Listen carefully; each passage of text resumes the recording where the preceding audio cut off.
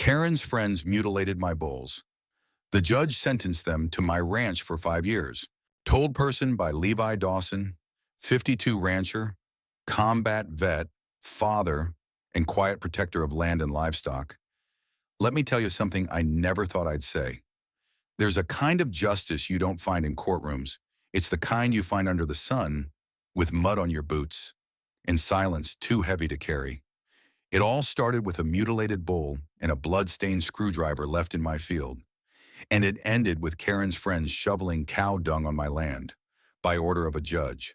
Part 1. I've been raising cattle for most of my life.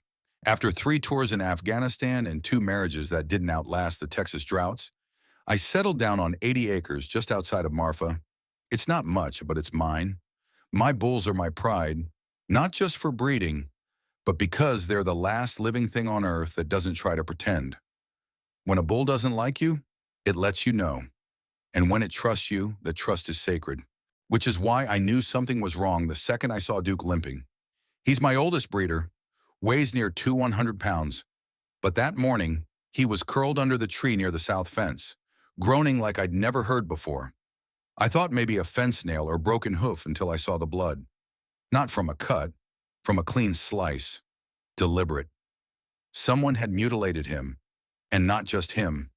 3 others, one missing an ear, another with a jagged wound across its haunch. One bull had burn marks on his side like they'd been tasked or worse. I dropped to my knees, and next to the hoof prints in the mud was a broken Phillips head screwdriver and an empty Monster Energy can. That's when I knew it wasn't an accident. It was a message. There were only a handful of people who ever crossed the boundary of my land without asking. And 3 of them lived in the new McMansions just over the ridge built 5 years ago, when Karen and her landscape preservation board started pushing to redefine the perimeter of the community. They didn't like my ranch, said it was an eyesore. Karen herself once said it lowered property values. Even though I'd been there before her house had plumbing, last fall, she tried to pass some fake HOA mandate that I couldn't let my cattle graze within 500 feet of her lot line. I laughed, then ignored it. But now the bulls were bleeding, and someone crossed the line. I called the sheriff. They sent Deputy Harper, good man, honest. He walked the scene with me, took photos, and shook his head the whole time. "This is sick," he said, "and it's not random." He bagged the screwdriver, got prints off the can, promised to run it through the system. A week passed, then I got the call. "Levi, we got 2 matches. One's Greg Carver, Karen's nephew. Other's a guy named Mason Landry. He lives 2 doors down from her.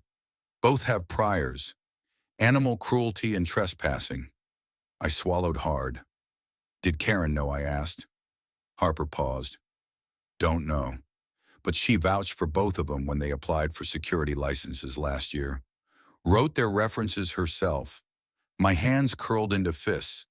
I didn't want revenge. I wanted reckoning. So I did the only thing I knew how. I documented everything. Vet reports, security footage, photos of hoof marks. I even pulled trail cam stills that showed 2 figures in hoodies sneaking through the south tree line just days before the attack. Then I sent it all to the DA.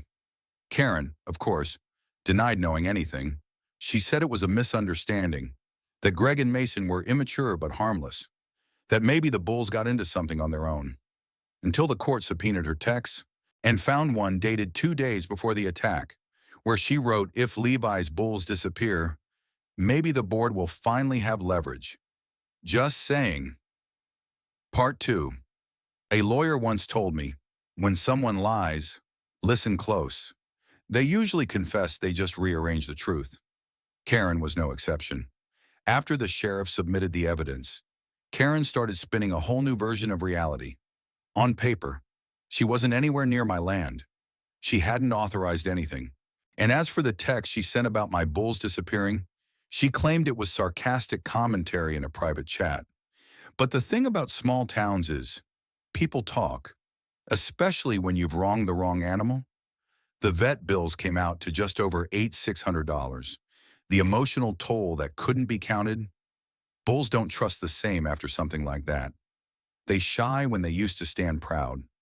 They twitch at shadows. Duke, my oldest, still wouldn't let me touch his neck. But the damage didn't stop at the bulls. One of the bulls' tank kicked through a gate 2 days after the attack. Panicked by a noise none of us even heard, that gate slammed into my niece, broke 2 of her ribs, nearly trampled her, trying to get away. That's when I snapped. Not violently, not stupid. I did what soldiers do. I strategized. I found a local reporter, told her the truth, no fluff, no drama, just the footage, the scars, and the quote from Karen's own text. Within 48 hours, the story hit every screen in 3 counties. Bulls mutilated in HOA dispute suspects, linked to neighborhood board. That's when everything changed. Karen got real quiet, real fast. But her 2 buddies, Greg and Mason, they doubled down. Mason actually went on Facebook and called me just another angry rancher clinging to the past. He deleted it 5 minutes later, but not before I took a screenshot. When the court date came, I wore boots and a clean flannel. Sat next to my lawyer, quiet. Karen arrived in pearls and a blazer, looking like she was trying out for real estate TV. Greg and Mason looked hungover, fidgeting in their chairs. The judge, an old man named Reeve, who'd been on the bench longer than Karen had been alive, called it straight. He read the charges, then read the victims' names. Not mine, not my niece, the bulls. That's right.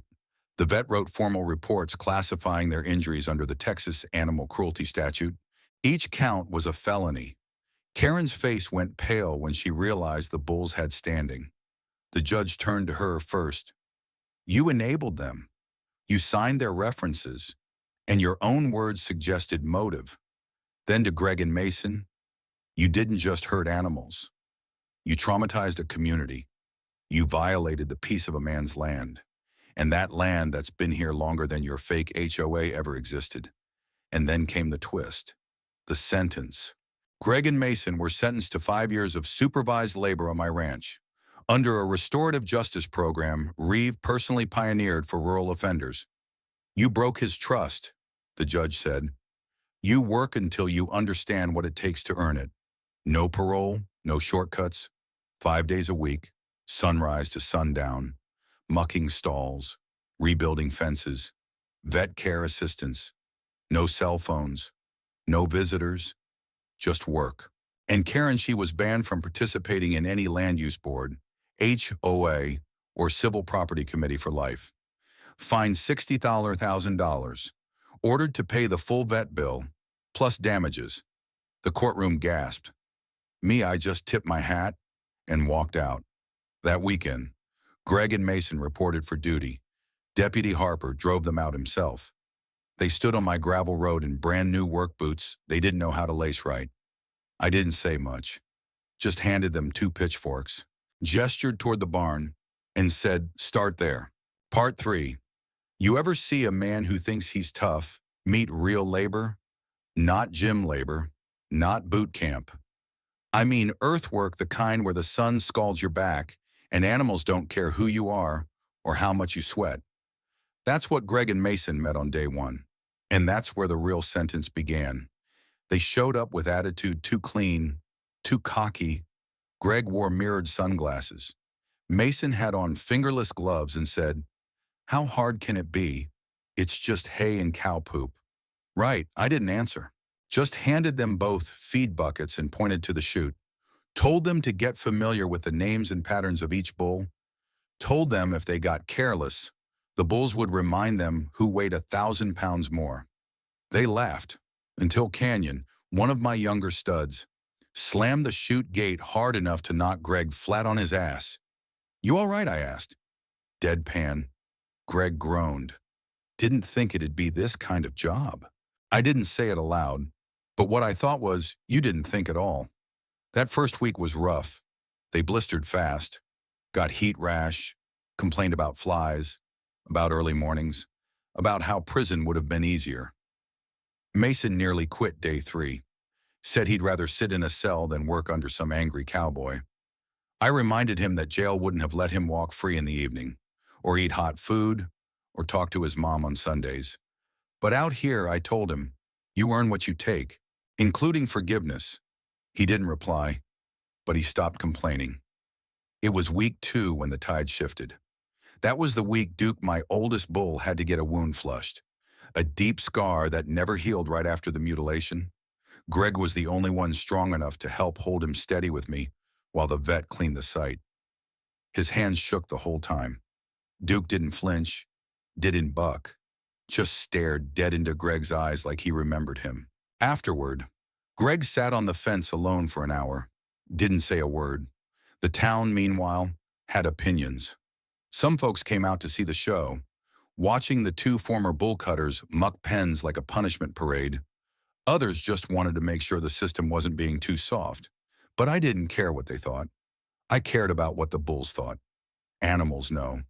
They know when someone's scared, when someone's lying, and maybe, just maybe, when someone is trying to make things right.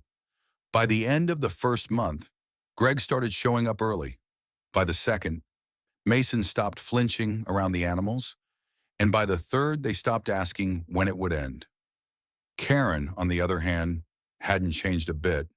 She filed 3 complaints with the county, claimed her sentence was unconstitutional, that the labor arrangement was forced servitude, and that this rancher is exploiting my family for revenge. Her last complaint included a note that read, "This is why HOA rules are necessary. Ranch people don't understand boundaries." The judge dismissed them all without a hearing, but her last move, that one, made it to the press. She gave an interview to a rural defense podcast run by her cousin, painted herself as a victim of a redneck retaliation campaign, said my bulls were never really injured, that I staged the wounds. The clip went viral, and not the way she hoped. Because my vet doctor, Hale, posted photos, timestamps, medical records. So did Lauren, my niece, the one who got hit by the gate after the bulls panicked. So did the sheriff's office. The comments turned fast. People weren't defending Karen anymore. They were asking, why is she still free? Why wasn't she charged more?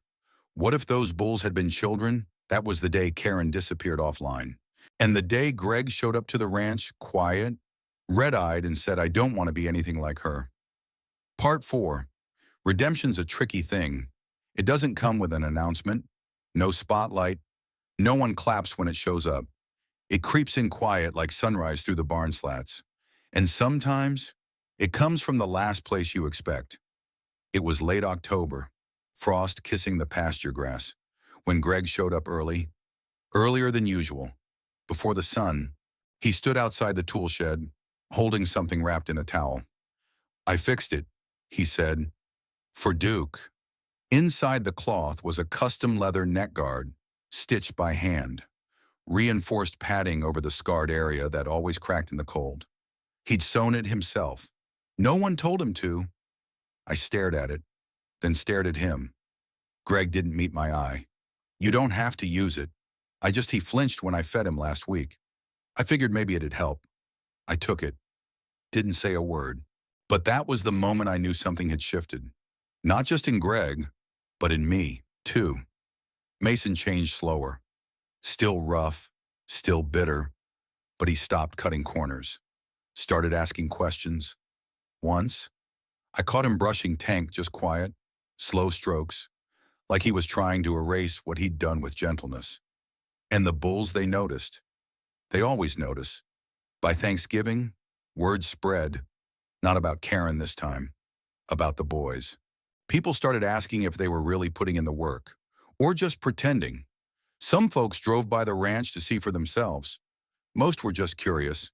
But one man showed up mad. Harlan Jefferson, board member of a ranchers coalition, old school, tough as nails. He came by to ask why I was letting criminals play cowboy. I didn't argue. I just pointed to Greg, halfway through rebuilding the busted fence on the south line. Sweat pouring, hands blistered. Then I pointed to Mason, wrist deep in manure, not complaining, not stopping. And I said, "They're not playing." Harlan looked again, then just nodded. Fair enough. But while the boys were changing, Karen was escalating. We didn't know it until a marshal showed up at my ranch with a sealed document.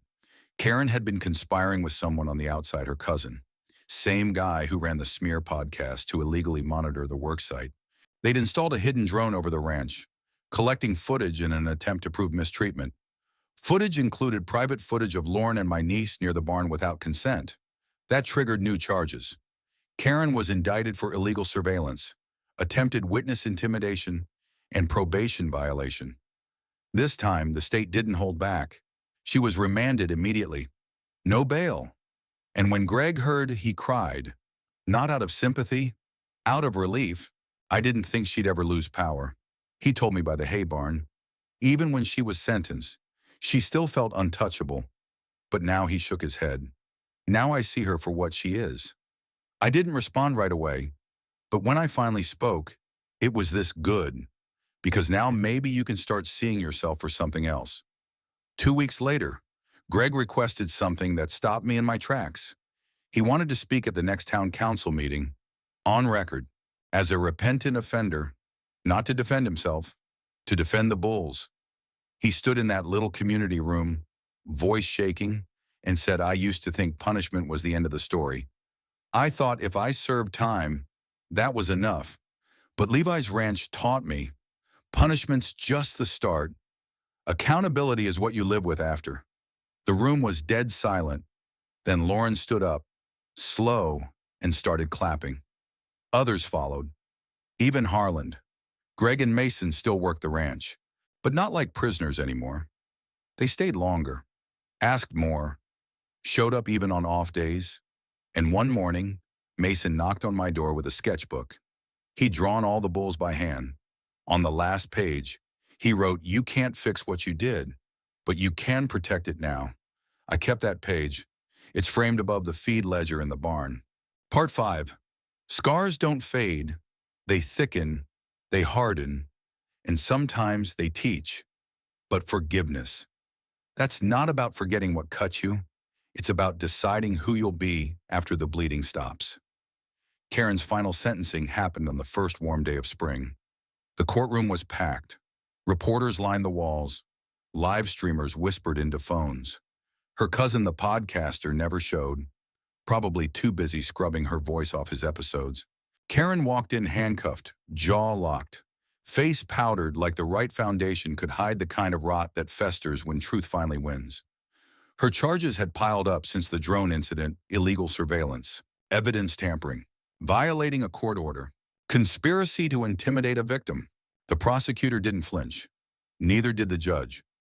But when Karen was asked if she wanted to make a final statement before sentencing, she stood, stared directly at me, and said, I only did what no one else had the courage to do. That man's animals are a threat to progress. His land doesn't belong in a neighborhood. He doesn't belong. Gasps rippled. Even her own attorney sat back in disbelief. The judge exhaled through his nose, then leaned forward and said, And you no longer belong in this county. He sentenced her to 12 years in state prison, no parole for the first 7, and then added one final line. We don't punish people for keeping livestock. We punish people for thinking cruelty is policy. She was taken out through the back. I never saw her again. Greg and Mason were still on my ranch when word got out. They paused when I told them, stood there in silence, hands on the wheelbarrow. Then Mason asked something I didn't expect. Does this mean we're done? I didn't answer, because truth was, I didn't know. They had a year left on the sentence, but the work was already changing them, and the land was starting to accept them. Duke let Greg feed him by hand now. Tank didn't spook around Mason anymore. The bulls always knew who to fear, and they no longer feared those two, but fate. It doesn't care how far you've come. Because one stormy night, a tree came down on the back corral. Greg was the first to see it. He sprinted through ankle-deep mud and threw himself against the fencing, trying to stop a terrified steer from ramming through the open panel. He got caught between the gate and the bull's flank. 2 ribs cracked, dislocated shoulder, and when I found him bleeding in the dirt, still holding the rope he'd looped around the animal's horns, he just muttered, didn't want it to get hurt. That's when I knew he wasn't the same man who came here. He was something else now. At the next quarterly hearing, I did something unexpected. I asked the court to end the sentence early on one condition: Greg and Mason had to choose to stay as free men, not as laborers. The judge stared at me for a long time. "You're sure?" he asked. "I'm not looking for workers," I said. "I'm trying to raise better men." Greg teared up. Mason just nodded once. Solid. And from that day forward, they worked the ranch by choice. We added new fencing that summer, planted 3 dozen trees along the edge of the eastern property line, where the new families now bring their kids to feed the calves. We named the line Restoration Ridge. Mr. Jefferson donated a bench. Lauren wrote a plaque. What was broken stood here. Now it grows. Call to action. Final reflection. Do you believe redemption should ever outweigh punishment? Can the people who cause pain ever become its healers? Or is justice only justice when it's carried through to the end? Let's talk about where mercy meets consequence. Drop your thoughts below.